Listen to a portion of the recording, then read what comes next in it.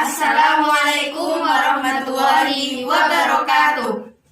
Kami dari kelompok 2 akan mempresentasikan tentang Perang Vietnam dan politik apartheid. Saya Ainun Alawiyah sebagai moderator dan pemateri 1.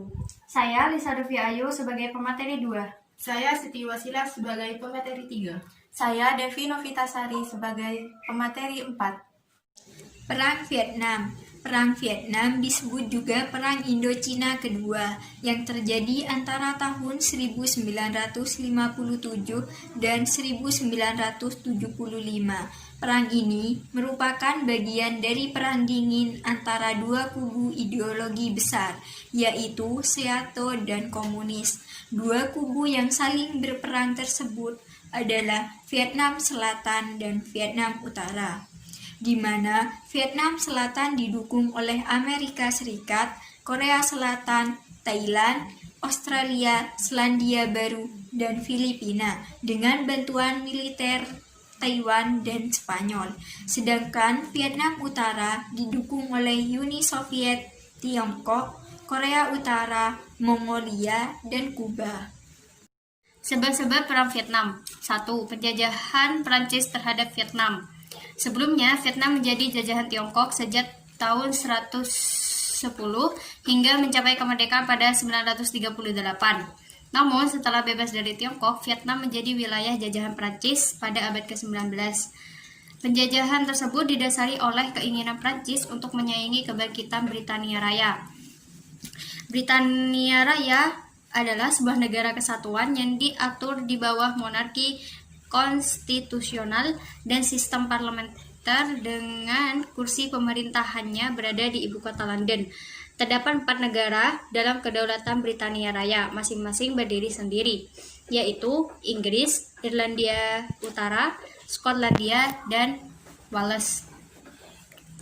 Rakyat Vietnam terus melakukan perlawanan namun selalu gagal. Pada tahun 1919, saat penjajahan Versailles dirundingkan, Ho Chi Minh meminta untuk bersama-sama membuat perundingan agar Vietnam dapat merdeka. Hal tersebut ditolak oleh Prancis. Kelompok Viet Minh mendapat dukungan populer dan berhasil mengusir Prancis dari Vietnam. Selama Perang Dunia II, Vietnam menjadi jajahan Jepang. Setelah pemerintah Prancis, Vichy, tumbang, pemerintah Jepang menggalakkan kebangkitan pergerakan nasionalis di kalangan rakyat Vietnam. Pada akhir Perang Dunia II, Vietnam berhasil memerdekakan diri dari penjajah.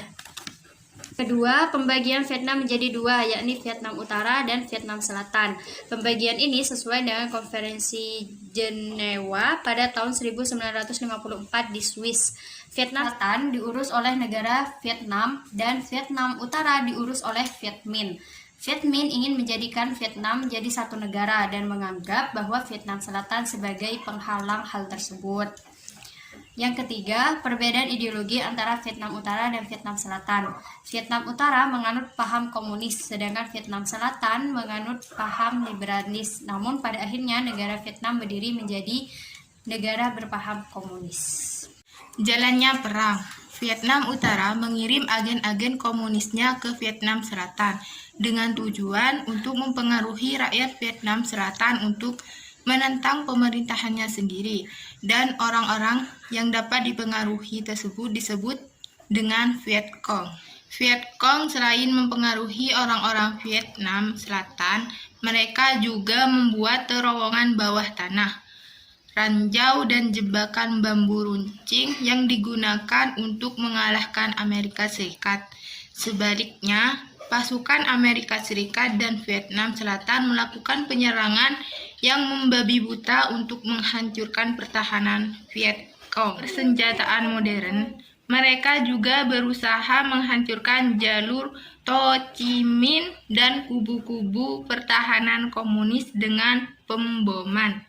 Jalur Ho Chi Minh adalah jalan-jalan yang dibuat di hutan-hutan sepanjang perbatasan Vietnam Selatan, Laos, Kampuchea yang digunakan pasukan Vietnam Minh menyusup ke Vietnam Selatan. Salah satu pertempuran hebat antara pasukan Vietnam Utara dan pasukan Vietnam Selatan yang dibantu Amerika Serikat terjadi pada Tahun Baru Tet 1968 atau The Tet Offensive. Penyerbukan pasukan komunis itu dapat dipatahkan, tetapi kedua belah pihak menderita kerugian dalam jumlah yang besar. Menyadari bahwa Perang Vietnam telah berlangsung lama dan memakan korban jiwa yang tidak sedikit, usaha mencapai perdamaian pun digelar pada sekitar tahun 1970. Pemerintah Vietnam Utara, pemerintah Vietnam Selatan, dan pemerintah Amerika Serikat melakukan perundingan di Paris. Pada tahun 1972, pemerintah Amerika Serikat mengumumkan bahwa Indonesia, Kanada, Polandia, dan Hongaria pada prinsipnya sepakat untuk menjadi pengawas gencatan senjata di Vietnam. Namun, kesepakatan itu menjadi berantakan karena Viet Minh dan Viet Cong secara tiba-tiba pada tanggal 3 April 1972 melakukan serangan besar-besaran dan hampir saja menguasai Saigon, yaitu ibu kota Vietnam Selatan. Atas tindakan tersebut, Presiden Amerika Serikat Richard Nixon bersikap tegas dan mengeluarkan perintah yaitu merajau semua lalu lintas laut yang menuju Vietnam Utara dan menghancurkan semua jalur komunikasi dan transportasi Vietnam Utara. Untuk melaksanakan tindakan pembersihan jalur laut Vietnam Utara, Amerika Serikat meminta semua kapal asing untuk keluar dari wilayah Vietnam Utara. Tindakan itu terus dilaksanakan sampai Vietnam Utara setuju melakukan gencatan senjata dan membebaskan tawanan perang Amerika Serikat. Tindakan Amerika Serikat tentu saja menimbulkan pro dan kontra dunia. Australia dan Filipina yang merupakan sekutu Amerika Serikat jelas mendukung rencana tersebut. Namun Uni Soviet dan China yang merupakan lawan Amerika Serikat sangat menentangnya.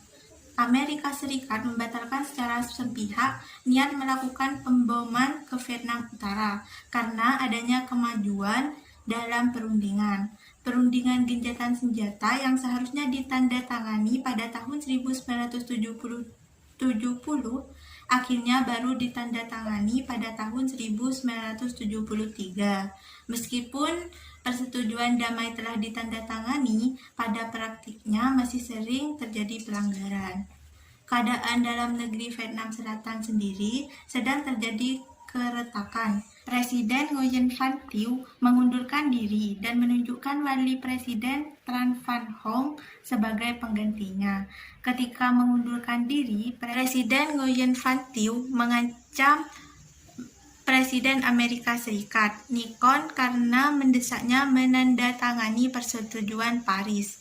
Padahal itu artinya Vietnam Selatan menyerah pada Vietnam Utara.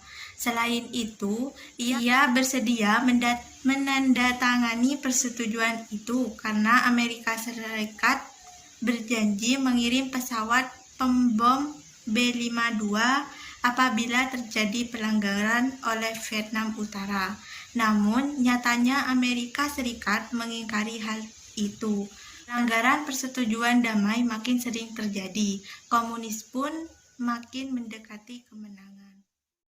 Pada tanggal 18 April 1975, pasukan pelopor komunis dalam serangannya berhasil mendekati Saigon sampai jarak kurang 5 km.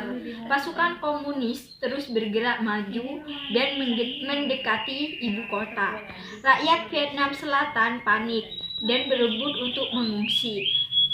Sehubungan dengan keadaan itu, sejak tanggal 20 April 1975, Amerika Serikat mengirimkan 5 buah kapal induk dari Armada 7 untuk mengangkut para pengungsi tersebut.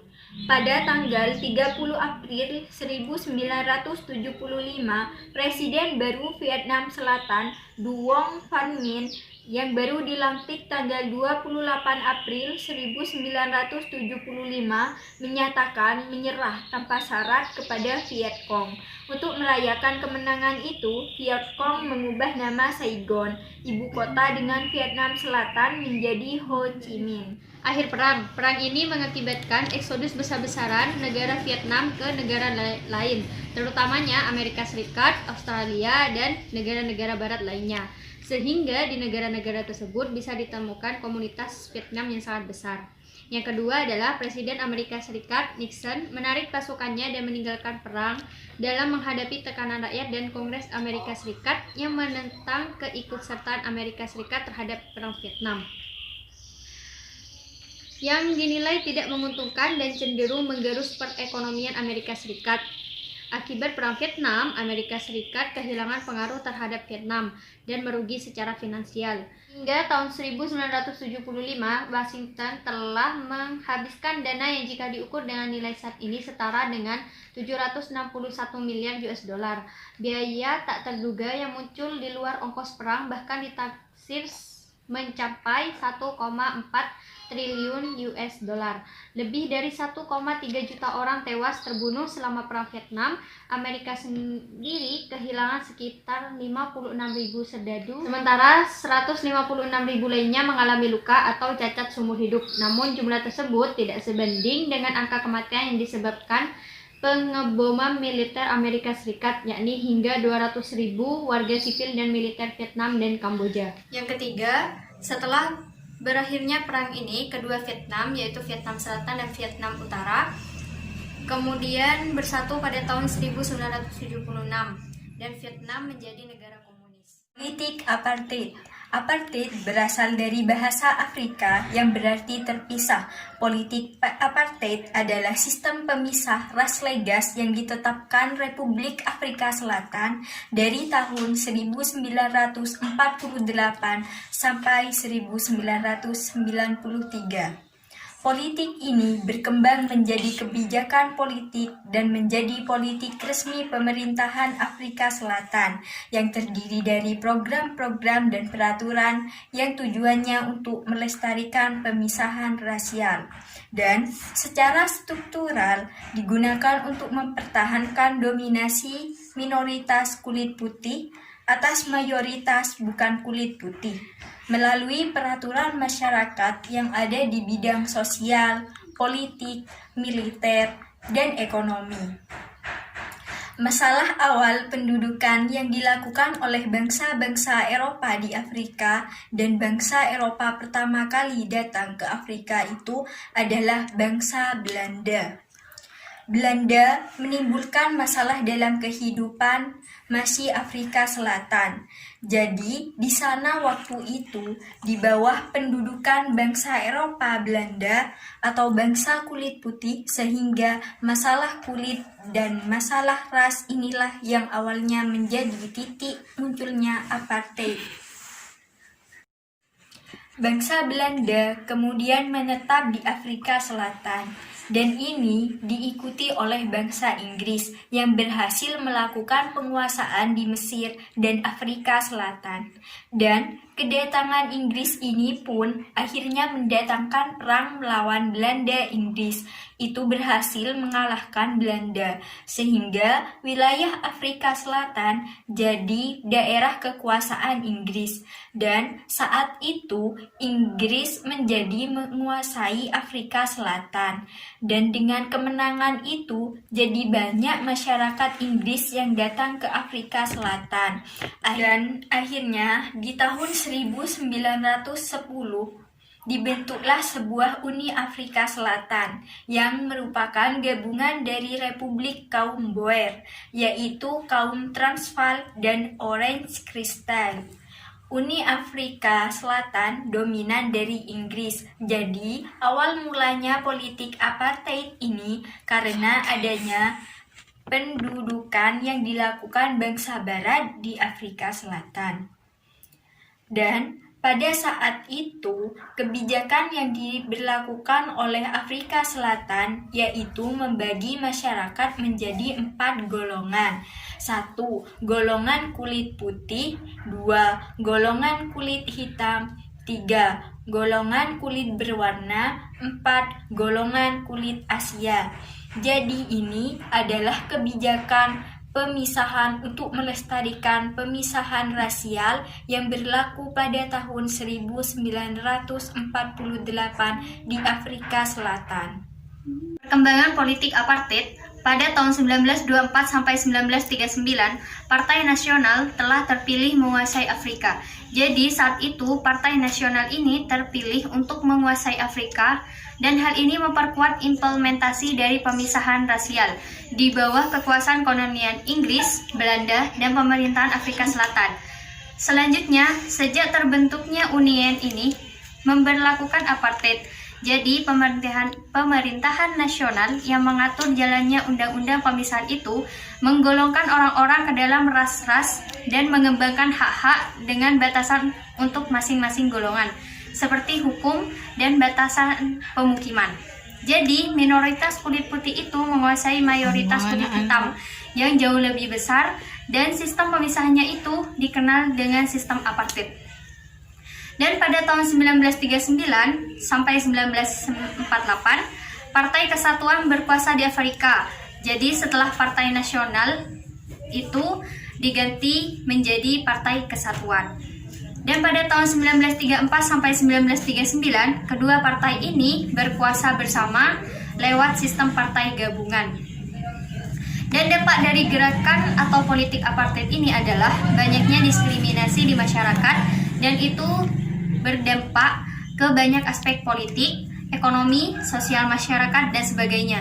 Jadi diskriminasi yang dilakukan pemerintah itu membuat kecemburuan sosial di masyarakat yang tidak bisa dihindari. Karena hal itu, lahirlah beberapa gerakan yang kontra terhadap pemberlakuan politik apartheid ini. Gerakan pertama yang menentang apartheid adalah Afrika National Congress atau ANC yang dibentuk pada tanggal 8 Januari 1912 oleh John Laingibul Dube.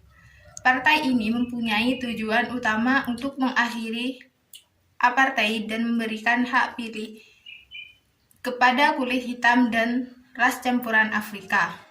Tokoh yang terkenal aktif dalam ANC adalah Nelson Mandela.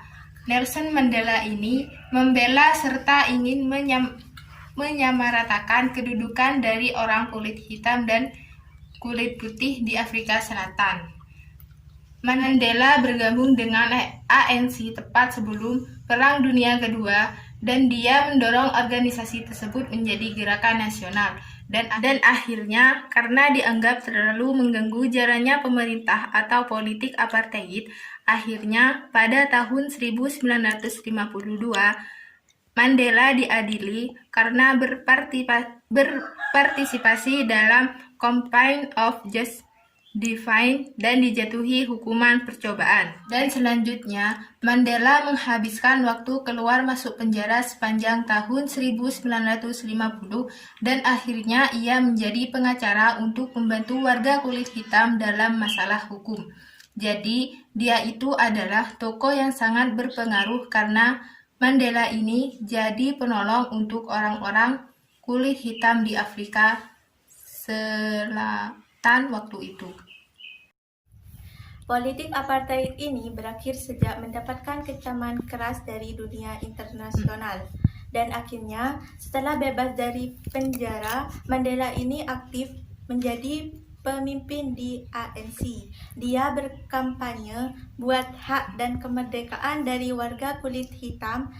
Dan akhirnya usahanya dengan de Klerk membuat kaum kulit hitam dan kulit putih itu bisa mengupayakan Peru bersama. Akhirnya pada tahun 1992 mengadakan sebuah referendum yang dikhususkan untuk kulit putih dan di referendum tersebut dia menanyakan Apakah ingin mempertahankan politik apartheid yang seperti ini atau mengakhirinya? Dan banyak yang memilih yang setuju untuk mengakhiri sistem politik ini. Dan akhirnya pada tahun 1994 dia mengadakan pemilu tanpa diskriminasi. Pada tanggal 21 Februari 1991, Presiden de Klerk mengumumkan penghapusan semua ketentuan dan eksistensi sistem politik apartheid di hadapan Parlemen Afrika Selatan. Dan dia menjanjikan akan diadakan pemilihan umum untuk memilih presiden dengan bebas, jadi diikuti oleh orang kulit putih dan oleh orang kulit hitam. Pada tahun 1994 diadakan pemilu bebas pertama. Akhirnya pemilihan tersebut dimenangkan oleh ANC dan saat itu Nelson Mandela terpilih jadi presiden dari kulit hitam pertama di Afrika Selatan. Dan terpilihnya Mandela ini jadi akhir dari politik apartheid. Era baru setelah politik apartheid ini dinamakan post-apartheid.